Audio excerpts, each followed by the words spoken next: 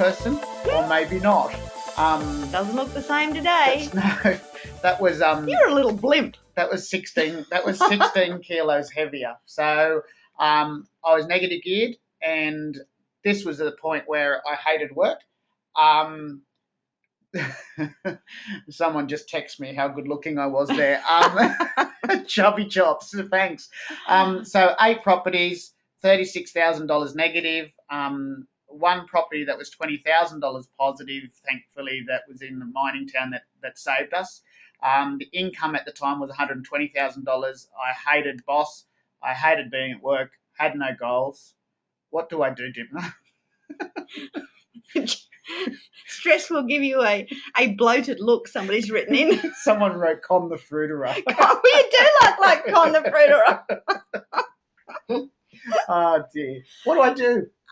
Well, you tell me what you did do. I told you what to do. Why do I have to tell you again? All right. So with in this scenario here, it's probably better to go the other way. So let's look at the other way. This was the other scenario. This is where I liked my job. I absolutely loved being there. I had 8 properties. They were $36,000 negative. And, you know, it was okay being at work, although it was still a struggle to pay the negative gearing. Now, in this case here, we'd gone for the set and forget strategy. We'd bought a couple of deals that, upon completion, would have been neutral to slightly positive, and we could have just kept on going. Now, out of the 8 properties that we had, 1, 2, 3 of them were blocks of land from subdivisions, which we could have gone through and got approvals to build on, sold down, paid off debt on the rest of it, and we would have kept, out of the 8 properties, we probably would have kept 4 of them with low debt, and we would have just had, you know, maybe about $30,000 income coming from those properties. And we could have just continued to do those deals, accumulated while I was still at work, ended up with 20 or so properties in 10 years' time.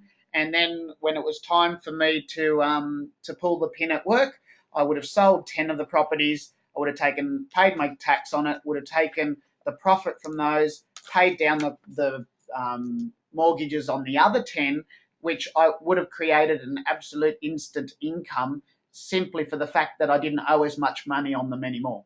And it didn't matter to me then whether interest rates go up or down because the debt would be so low. So that was the original scenario. That's what I thought, you know, we were going to do until my work changed. Now, remember, out of the 8 properties, we had 3 of them that were blocks of land. But for me to get out of work quickly, to develop on those blocks of land and to build houses on those blocks of land, I would have taken, you know, 12 months, 18 months to get to completion on all of them because I wouldn't have been able to fund them all at the same time, in which case they weren't properties that were doing me any good right now, so they had to go. And all the rest of the properties were just, you know, nothing properties. There was nothing we could develop on them. There was nothing we could do with them. So we ended up just selling them all and keeping one. Now, the truth of the matter was when you've got one property that's $20,000 passive and the rest of the properties are $36,000 negative, by selling them, we went from minus 36 to positive 20 immediately. And that was the good thing. Now, some people ask, yeah, but you've had all this money to go again. I actually don't know how much money we lost because I don't do the tax. Christine does the tax. And I don't really care how much money we lost. I'm presuming in rough figures in my head that we lost somewhere between $200,000 to $300,000.